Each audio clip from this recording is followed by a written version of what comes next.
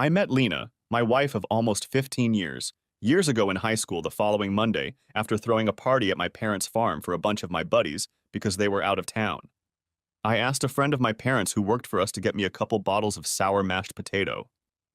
My cousin Terry got drunk out of his mind, which for him at that age wasn't that long. Instead of staying in and sleeping it off, he decided he needed to go home. I managed to get the keys to the truck away from him, but he thought he was smarter than me. This asshole popped out the front door, figuring he could still walk the 5 miles to his house, and I let him. Apparently, a young lady found him about a mile away, crawling through the gutters when she went to retrieve the family mail from the mailbox because he couldn't stand on his feet anymore. That's how I bombed him before he left my parents' house. After getting her father, a rather principled man, involved, she delivered my cousin to his parents' house. My aunt, my father's sister, had to clean up after him because Terry threw up more than once. Thanks to his stupid behavior, my parents found out about it and I was punished. In their eyes, I had violated the trust they had placed in me. I was a horse's ass. It didn't matter what I said because they believed the worst. Eventually, my aunt expanded on what had happened. She managed to make it the worst thing humanity could do. I was mincemeat. If only she knew the truth about her son's behavior. There's nothing anyone can do when a person is blinded by faith and can't see reality. I accepted it and served my time. I realized at a young age that the truth doesn't matter most of the time. What matters is what people believe. From that time on, I changed my attitude toward everyone I knew. My father used to say that I had aged before my time because I walked differently than I used to. A young woman whom I had never seen before came up to me in the hallway before class started after lunch, caught my attention saying, "I heard that you throw wild parties at your parents' farm and there are half-naked girls running around. Are you really so irresponsible that you let your friends get away with it when they can't even walk 10 feet? Who are you?" I asked. "And what the hell are you talking about?" "My name is Lena LeBlanc, and I found one of the men who attended your wild parties crawling in a ditch near my parents' house because he couldn't even get up to walk." I thought to myself, if you only knew how far from the truth that was, you'd realize how stupid you were being. But I wasn't going to tell her that, because I knew that her believing it wouldn't improve my reputation among my friends in our little town of Jackson. So I kept my mouth shut. "It's not as bad as you say," I said, looking at her young, hot body. "But if you want to be one of them next time we have a Saturday night party, that's fine with me." Her face turned red. She hissed, "Can't you tell I'm not that kind of girl?" "No, maybe not, but you want it to be. Your mouth says one thing," I said, "while your eyes and body language tell me something else entirely." "Jet King, you're just a horse's ass," she said with a red face. "True, but horses' asses are meant to be ridden hard," I said. "Let me know when you play." She slapped me across the face and walked away in a fit of rage, but I managed to see the smile on her face before she slapped me. I stood there and laughed. I knew my reputation for the year was already established. Her words had made me one of the most popular in school that year. "She has no idea about anything," said my cousin Terry, who witnessed the whole thing. "Not one bit," I said. "What the hell did you say to her?" "How the hell should I know, asshole?" he said. "You're a fucking idiot who decided to play a bullshit poker game of marksmanship with me after we smoked a joint each." I started laughing because my cousin Terry didn't know that I had put the deck on the line. Having said that, we headed to our first class. From that moment on, a game began between me and Lena. I played with Lena every chance I got, getting everything I could out of her. Every time I saw her in public, I made sure that it was obvious to anyone who saw me looking at her that I was undressing her with my eyes. It became so noticeable that one of her friends would start playing the song Hungry Eyes on her cell phone when she saw me. It was a way for me to get revenge for Lena LeBlanc punching me in the face. Yeah, I was being a jerk, but I enjoyed it. Plus, she had a body that didn't want to stop. I was just a fool, honest enough to admit it. If one of her friends asked me what I was doing, I would honestly say, "I'm interested in her, but Lena said we'd have a relationship when hell freezes over, and until that happens, I'd better respect her wishes." This only made Lena more upset because they wanted to know what I had done to make it happen. When she explained it all to them, they would laugh at what had happened or tease her about her reaction. Lena LeBlanc was hot in my eyes. Her roots were in the deep south, but a hurricane had caused her family to move to the heart of fly country. She was a red-haired Cajun with a body I dreamed about at night. She was about 5 feet 6 inches tall. She was tight, sweet, with curves in all the right places. If you pissed her off outside of school, she could hurl swear words in Cajun French at a mile a minute. Okay, I'll admit it. I enjoyed seeing her get upset when her friends told her about what I was doing. The smile on my face when I saw her blush over comments made about our current situations let me know that I was enjoying it. I added to that when she put on a low-cut blouse showing off her cleavage, letting out a long, hungry wolf cry. As it echoed through the hallways, everyone realized that Lena had put on something that made her look really good. For the rest of the day, every guy in school was clamoring to check her out. I don't know if she liked the attention, but I thought it was funny. I don't know how many times I caught myself staring at her tantalizing little horseshoe ass, with a beautiful 36S rack, a narrow waist, and 34 hips. There wasn't a single sexual act I didn't think about doing with her. At times, I fantasized about dragging her into the hayloft in my parents' barn. I never hoped it would lead anywhere because her family was well-to-do and mine was not. She had the spirit of a wild horse that has yet to be tamed, if that is possible. She could be passive, aggressive, or dominant depending on her mood. A man who caught her would have to have the patience of Job because it would take so long to understand her before a plan could be devised that would work to get into her clothes. The more I studied her, the more I realized how complex a personality she was. That's how much her hot little body and personality turned me on.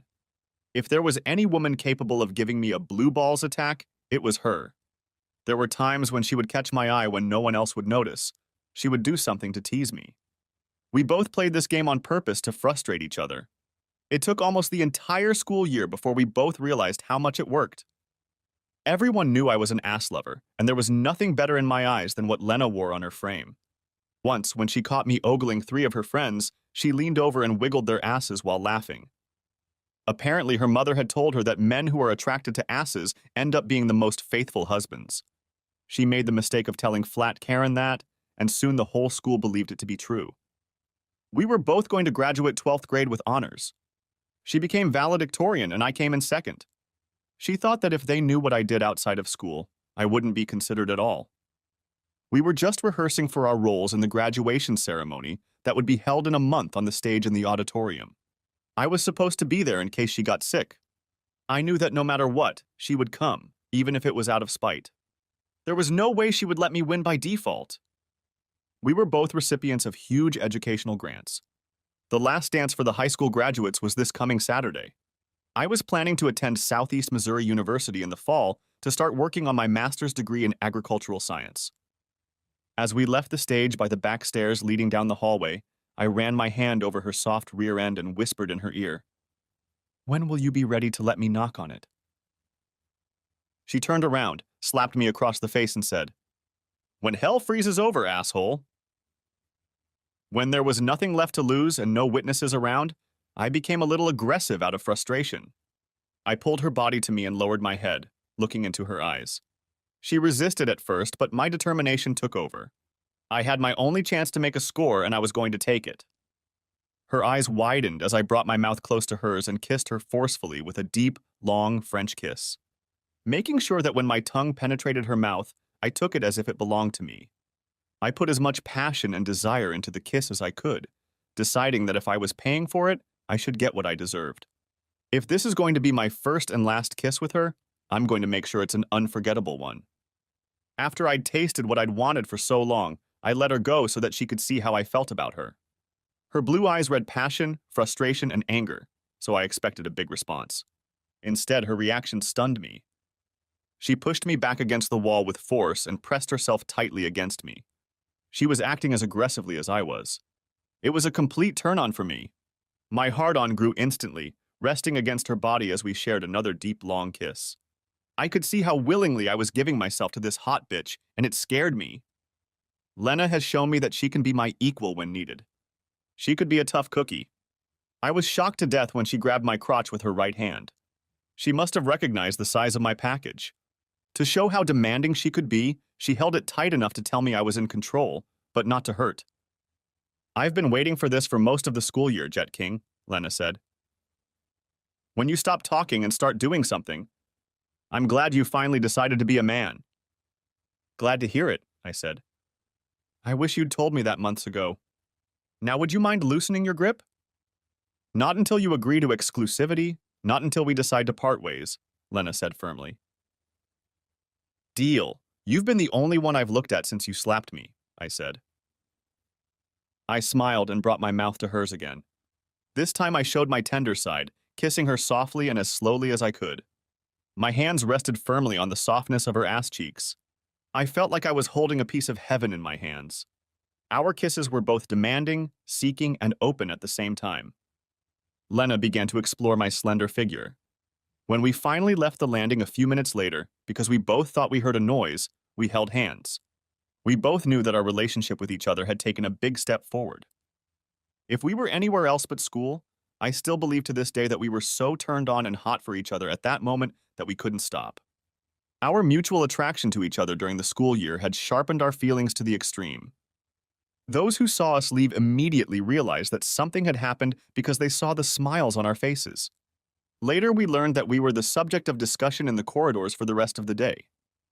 It was funny because neither of us were dating that year. After all, it seemed like we were both waiting for each other. I was waiting for her at the end of the day to walk to the entrance of the school to catch the school bus. She was walking with her best friend when she saw me.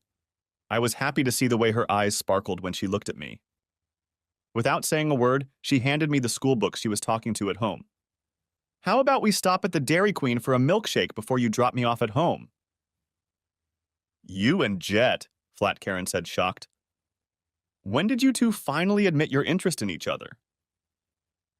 If you ever saw a Flat Karen, you knew what was meant when the boys spoke of her as a carpenter's dream, because she was straight as a board and never nailed down. Sometimes we said she was a pirate's treasure because she had a sunken chest. I'll call you later tonight and explain everything, Lena said, as we walked out of the house holding hands and headed for my Jeep Cherokee Sport. We walked into the Dairy Queen, which was just behind the police station on the main street of town. She wanted a Blizzard and I wanted a regular shake, so I ordered them both in the largest size. We went to the city park, sat at one of the picnic tables, and started getting to know each other. It was about 6 in the evening when I dropped her off at her parents' house. Her mother saw me get out of the car and opened the door for her. Her father joined her and eyed me as I approached him to ask permission to take my daughter to the dance on Saturday night. I think my actions shocked him because he didn't seem to know how to react. Lena told me later that he was shocked that someone our age was willing to be so respectful. Finally, he gave his consent and offered to shake my hand. I later learned that for him, showing respect spoke volumes about the way I had been raised. When years later I asked him for his daughter's hand in marriage, he didn't object as long as I followed his plans to protect his assets. After Lena walked into her parents' house, I got in the truck and headed to my parents' farm. I couldn't believe I had finally kissed the girl of my dreams. My parents immediately realized that something had changed in my life.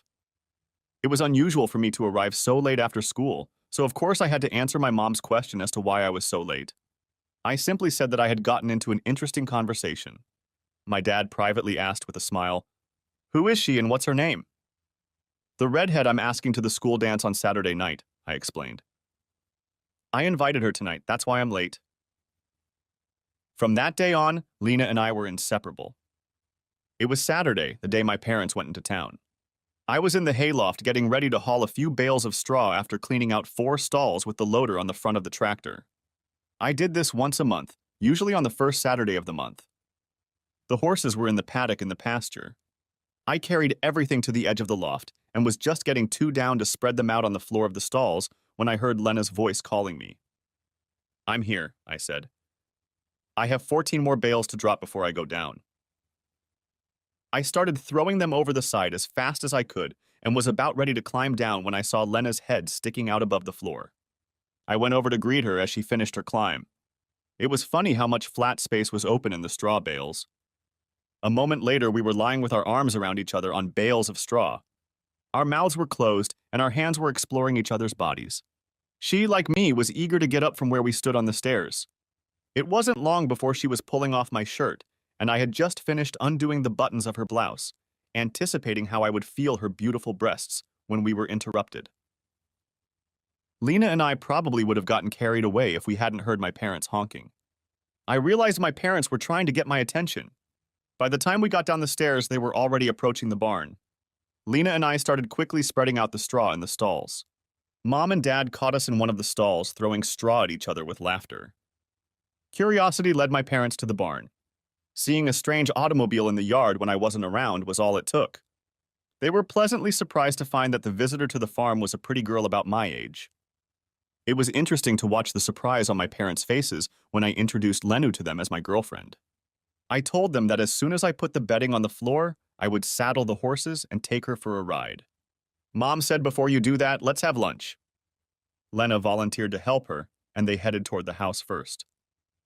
"Great save, Jet," my father said. I can't prove anything else was going on. Lena is better meat, just like your mother was at the same age. Don't do anything to ruin this new relationship because she looks like a keeper. If you're thinking about it, make sure she's good enough to be the mother of your children first. My father was a practical man who called things as he saw them. He thus pointed out some important thoughts. For example, that our behavior always has consequences. It was then that I learned that my father had always had a thing for redheads. Dad helped me finish setting up the 4 horse stalls before heading back to the house. By the time we got back to the house, Mom and Lena had already become friends. After lunch, we went for a horseback ride and made it to the back 50. After tying the horses to a low branch, we both got some new spots on the grass, leaning against a tree by the swimming pond where we had been earlier in the day. It was about 5 o'clock in the afternoon when she left to get ready for the school dance. While dancing that night, my cousin Terry overheard Lena telling a flat Karen that it was my sweet and gentle personality that she found attractive. Although we both teased and teased each other, we never did it. "I like a man who can control his temper, and Jet has always done that," she explained to Karen and my cousin Terry. "Jet can be aggressive when he needs to be, from what I've learned," Lena says. "What I've learned about him is that his passive nature guides him in everything he does. But when he sets his mind to something, no one can make him back down. He proved that by waiting for me like I was the only one." His cousin Terry told me that when he speaks authoritatively, most people assume he's speaking in anger, Karen says. "That's because he has a naturally loud, strong voice. So over the years, he's had to train himself to tone it down." "I'd do anything for Jet," Terry says. "Just like he is for me. Piss him off and you'll realize you underestimated him. More than one boy here crossed him, and after he was done with them, they were lying on the ground in blood. When I picked her up for the last dance of the school year, her parents were surprised when I brought her a corsage because it wasn't a special occasion. They said it was the most beautiful bouquet they had ever seen. I explained that I had made it from plants that were part of a small nursery my father and I had started on the farm. "I made it in neutral color so it goes with anything," I said. They seemed very impressed. God, she looked so good in that white summer dress that emphasized her curves so favorably. All night I thought about her. There was no doubt in everyone's mind that we were now a couple. Yeah, she was a real tease to me, and she knew it. I think she was pissing me off that night, kind of paying me back for what we'd done to each other during the school year. Toward the end of the summer, we spent a lot of time in the hayloft. Mom and I had a long conversation after she found my stash of condoms hidden in a far drawer. It was then that she decided to have a conversation with the woman she hoped would be her future daughter-in-law. I must have realized what was said because shortly afterward, Lena informed me that she was taking birth control pills. One night at dinner, Mom put in her 2 cents saying, "The horses seem to like the stalls better, and they've gotten much sharper in the pasture. I wonder if it might be because the straw has taken on a new odor." I almost choked on my food and started coughing, and my dad looked up and said, "I missed something." My father noticed my interest in gardening at an early age and encouraged its development. Thanks to his guidance, we turned 20 acres of our 250-acre farm into a Christmas tree farm. We brought in tiny trees on the cheap with a reforestation grant after figuring out what type of tree was best for the Christmas market. Every spring break, we spent an entire week planting rows and rows of new seedlings for the produce down the row. It was a time of togetherness for my father and me. About 2 weeks before planting, we would till the plot to prepare it.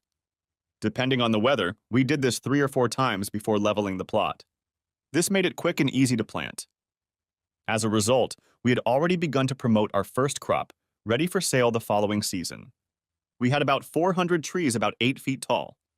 All that was left was to prune them to make them perfect for the retail buyer. We even figured out how to label them so the buyer would know whose farm they came from. In sixth grade, my father, understanding my interest in growing plants, said that if I took it seriously, we would have to find a way to replenish the topsoil. The city of Jackson and my father made an arrangement to bring all the trash collected in the yard to a site we had set aside for the mass production of topsoil. Our neighboring town of Cape Girardeau did the same thing shortly thereafter because it was easy and convenient, and it saved them a lot of money. Twice a month, at least from an early age, I spent a day or two chopping up twigs and stuff to make mulch, which could then be filtered through large sieves to sift out the non-biodegradable stuff that had to be burned in oil drums. We scattered the ashes from these items along the boundary of the plot because we wanted to get the end product as clean as possible. When the pile reached a certain size, we added chemicals to stimulate the rotting process and keep the moisture as high as possible. Once or twice a month, we turned the heap over, making sure that air was getting into it to keep it loose. Local building contractors soon learned that they were allowed to dump excess soil to us without a removal fee. It was mostly a version of Missouri red clay. Using chemicals designed to accelerate decay, we mixed this soil with a biodegradable mulch we created. Over time, this side of our growing business took over quite a few acres. The key was to keep the soil well ventilated and moist. We did not anticipate that after topsoil was removed, some of the soil donated to us would be used to level and grade the land on which we built our greenhouses. It took us 18 months to turn useless dirt, suitable only for making bricks, into high-quality topsoil. We used it for bedding for new plants in our greenhouses and sold some of it directly to the retail market in 10-pound bags. In the first 3 years, we made enough profit to build 2 large, long-glass greenhouses, heated in the winter from gas furnaces.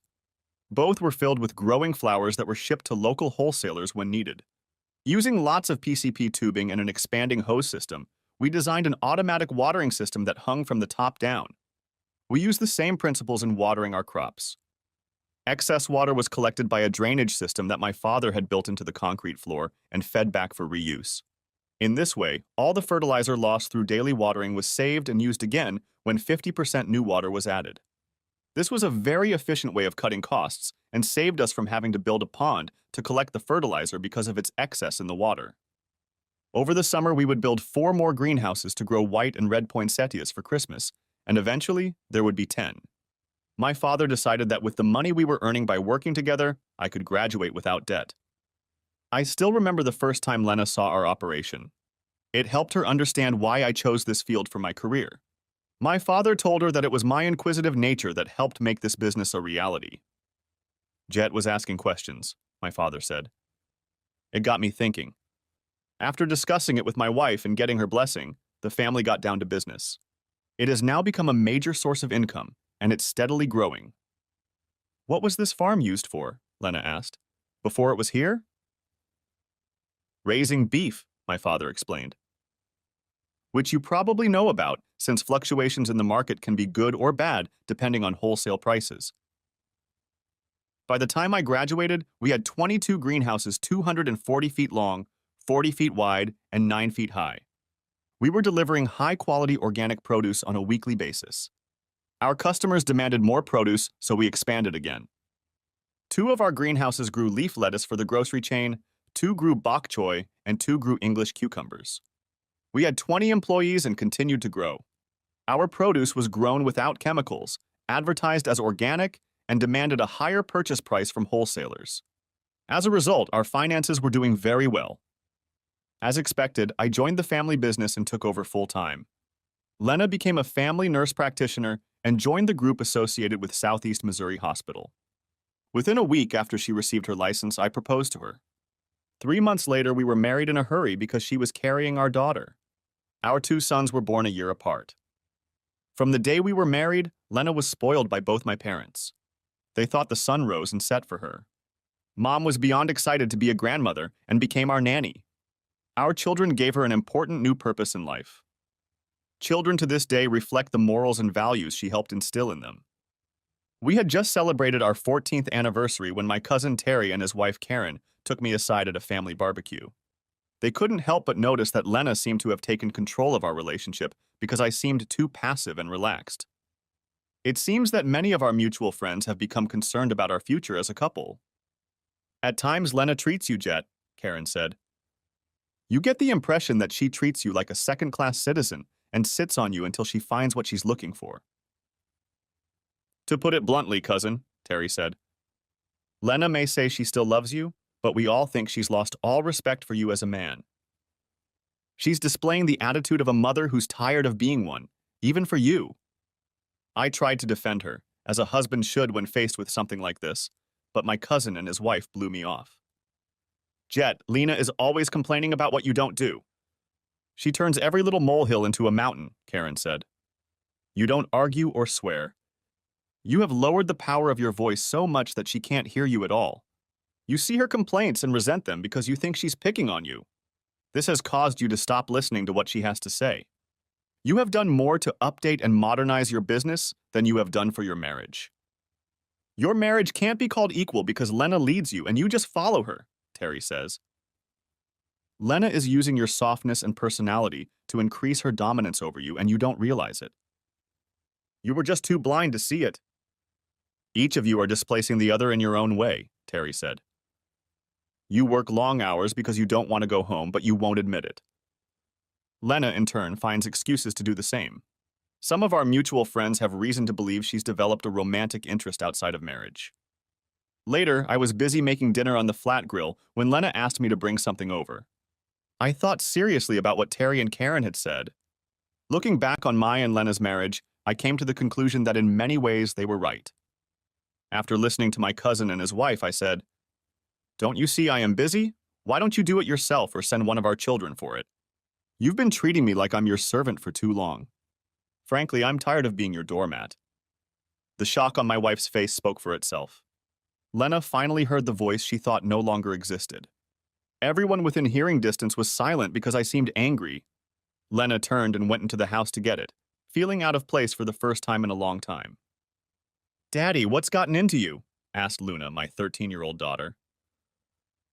I've gotten to the point where I can no longer tolerate the feeling that your mother is treating me like a servant, I replied, so that everyone could hear me. If your mother doesn't change her attitude toward me, our house is going to be turbulent for months. Everyone in attendance just had an awakening. I realized that for most of our married life, I had turned my cheek because it wasn't worth it to me to fight over it. I made it so that without struggling, my wife could walk on me like a doormat. That night, Lena and I had a big fight. I'll be honest, it had been brewing for a long time. I ended up sleeping on the couch. Toward the end, Lena said, You just don't know how extra you are. And that's when I blew it. We were fighting outside so the kids couldn't hear. I grabbed Lena in pure anger. I turned her over my knee and spanked her like I did with our children when they misbehaved. She went into the bedroom in tears with a very red ass and locked the door so I couldn't get in. To say that Lena was tiptoeing around me the next morning is an understatement. Lena had just been rocked by a new reality. When my wife and kids left home the next morning, I returned from the huge office built near the greenhouses to see what I could find. As I lay on the couch trying to figure out when the change in our marriage began, it came to me that it was 8 years ago, just a couple months after my mother died. After doing a thorough search of her bedroom, I found a wrist bracelet with a bunch of little charms on it. The problem was that they were all custom-made in 18-karat gold, and I wasn't buying them for her. The charms were so sensual that she would never be able to wear them in public. I knew they must have been custom-made to order by her lover because they were very expensive. I quietly put it in my pocket to take with me because I wanted it to be appreciated. It lent credence to Karen and Terry's suspicions. I went back to my office and was very quiet. When people asked me about it, I just said that I had a lot on my mind because it was true. Around 3 in the afternoon, when one of the office staff was in my office, I asked her to call the group my wife was in to see if she was accepting new clients. Jet, I'd love to do that, but may I ask why? Fiona asked. For personal reasons, I need to check what my wife's actual work schedule is, I said. Some rumors have come to my attention that I need to prove are not true. Well, finally someone has the courage to tell you what we've been hearing for months, Fiona said as she walked out the door.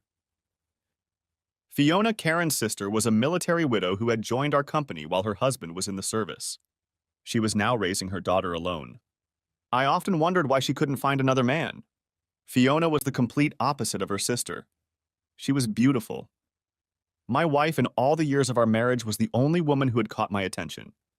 But after seeing what Fiona had to offer in her femininity, I realized I was still young enough to start over. The freedom that came from knowing I had another choice seemed to bring peace to my state of mind. Although I had known her for years thanks to Terry and Karen, I hadn't paid much attention to her. For some reason, I experienced the excitement of the unknown again. It was an amazing feeling for me. When she returned, the information she gave me was quite revealing. Her work schedule was not at all what I had envisioned.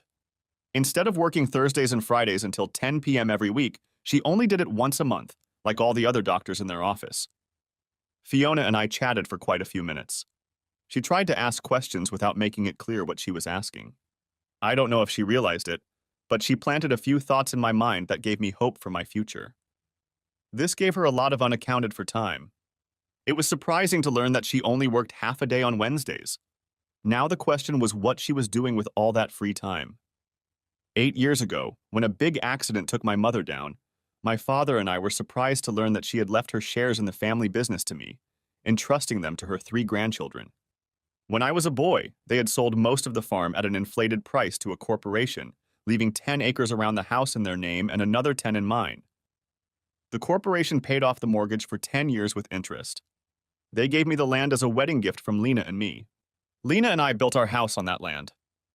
My father took the loss of his wife hard and went off the grid for a few months afterward. At that time, I became president of the company, and my father retired as our first CEO. He still came in 3 mornings a week to keep up to date and act as an advisor. I knew I had a big business trip coming up in a couple of weeks, during which I would have to visit 8 different company offices to renew contracts that required my signature. They were all multi-year contracts with product line extensions, which gave us the opportunity to increase costs. As it was a 3-country trip, I had to be away for at least 3 weeks.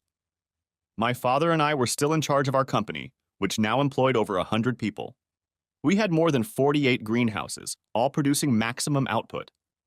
Fortunately, in my first year of full-time employment, I checked the site for possible underground water veins, and we found one that would supply us for years to come.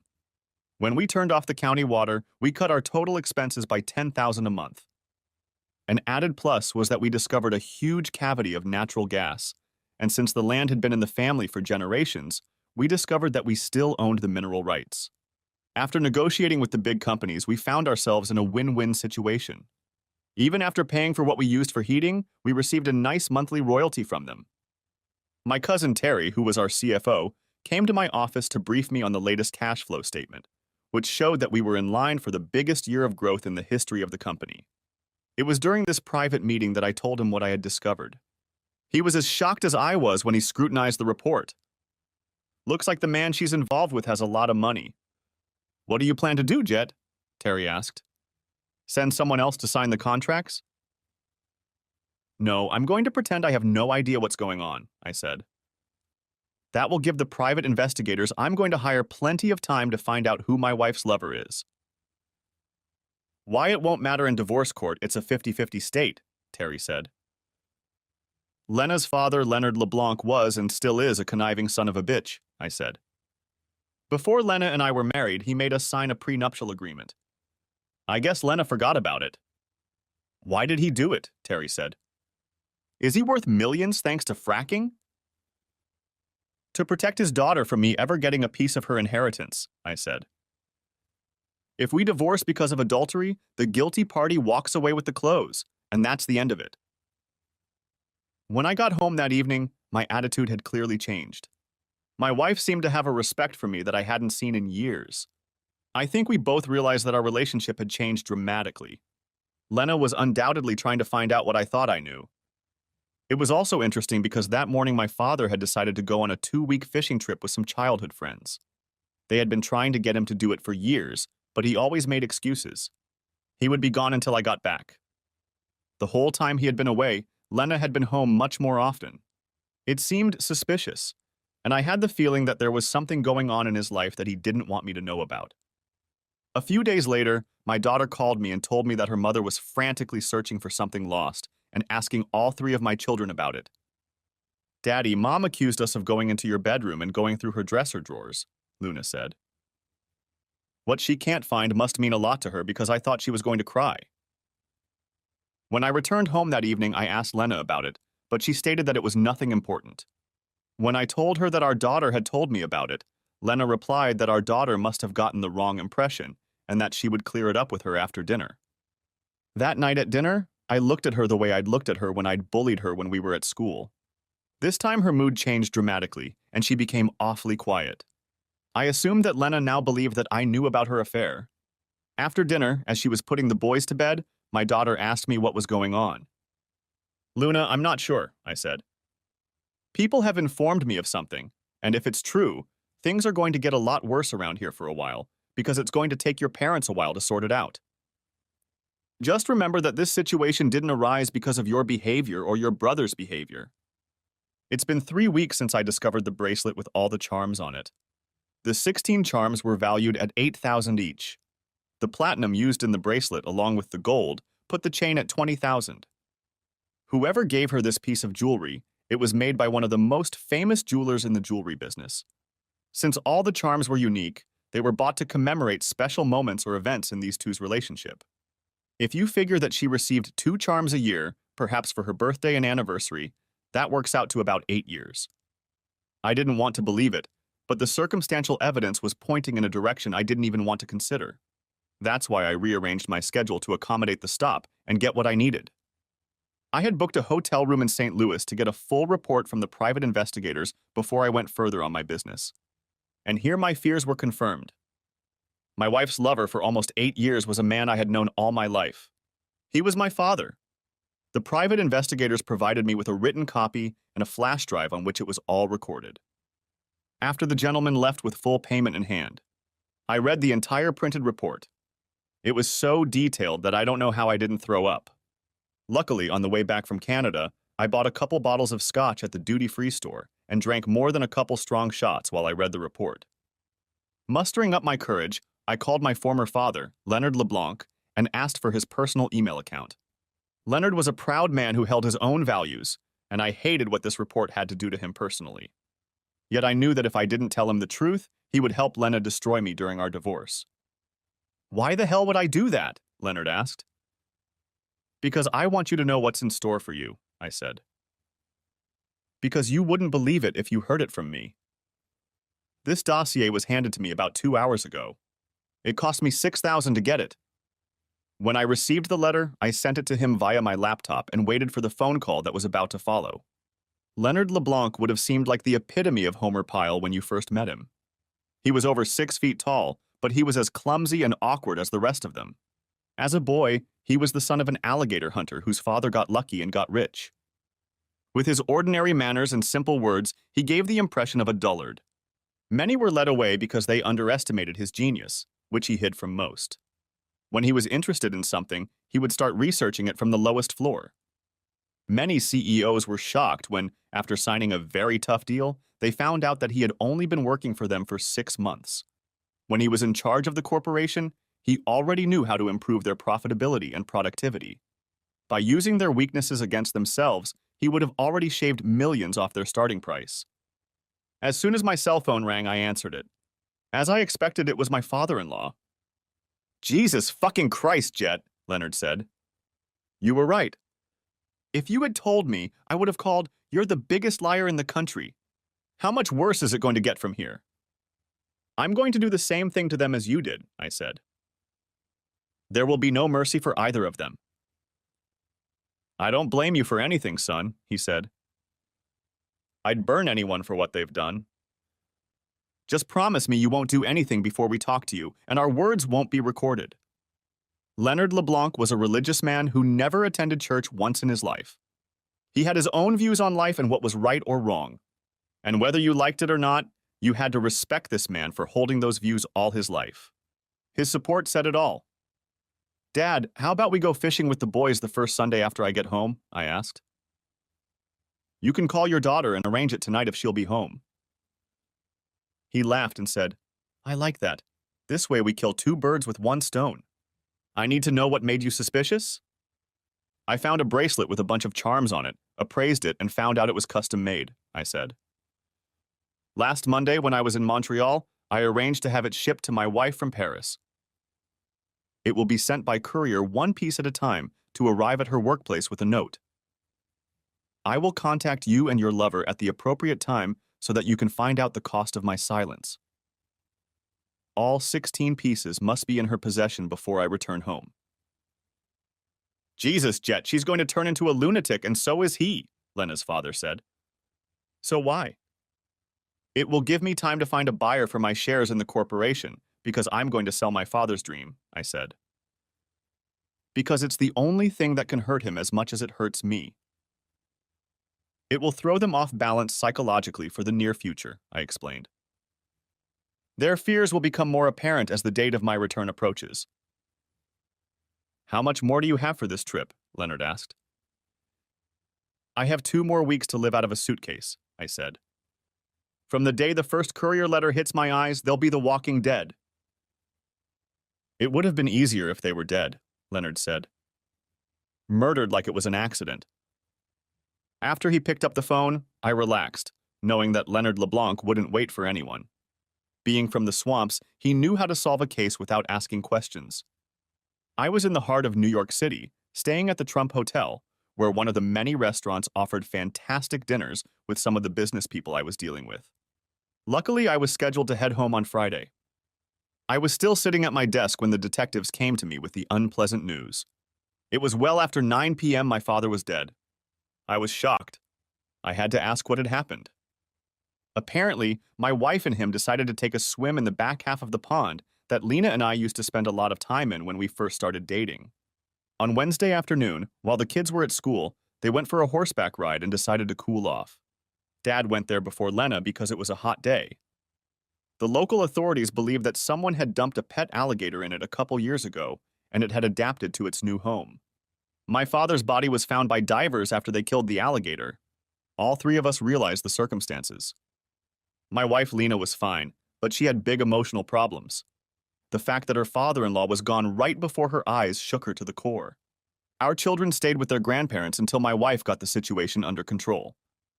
I returned to my table and explained to those who were still there what I had just learned, then excused myself to attend to a few personal matters.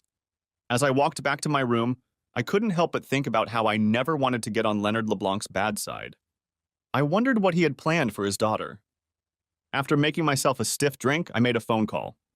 Leonard answered right away. The first thing I asked was, "How are the kids?" "Fair enough for the midlines," Dad said in slang. "They're upset, but no more than what I consider normal for kids their age." "If they're still on their feet, can I talk to them?" I spent the next hour talking to all 3 of my kids before they gave Grandpa his cell phone back. From what I understand from what Lena was able to explain, Leonard said, your father drowned because an alligator dragged him away with it. They found his naked body with several dead animals in the refrigerator. His body wasn't bitten, but it has a few scratches on it, so I would suggest a closed casket. Thanks, Dad, I said seriously. I'll be home Saturday morning to take care of the funeral arrangements. I'll let you go because I'd better call my wife and see how she's handling it. Sounds good, after all. At times like this, you have to keep up appearances, he said before saying goodbye. I called Lena, and from the reports, she was in serious condition. It was hard to have a conversation with her because she wouldn't stop crying. She couldn't understand how they might not have seen an alligator before, since they had a horseback ride every Wednesday. I asked if it was normal for the 2 of them to go swimming naked. Lena couldn't take it anymore and dropped the call. Now she knew I knew the truth.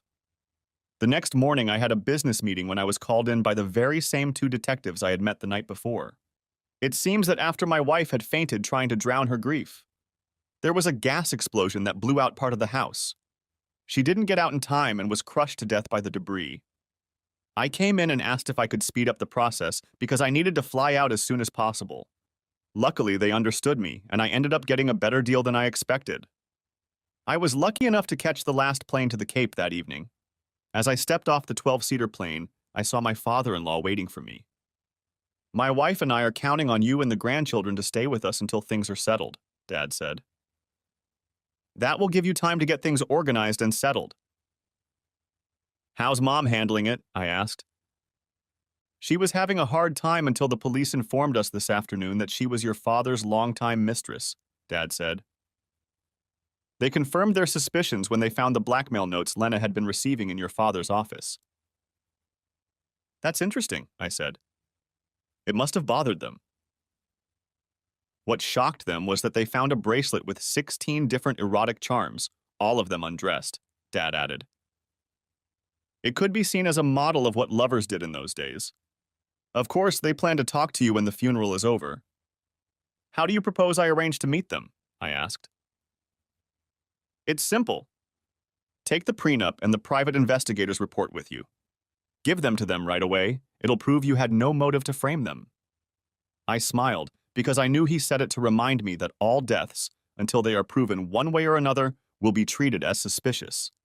The more candid I was about them, the less chance they would consider it a murder. Dad and I went to the funeral home office together to pick out a casket.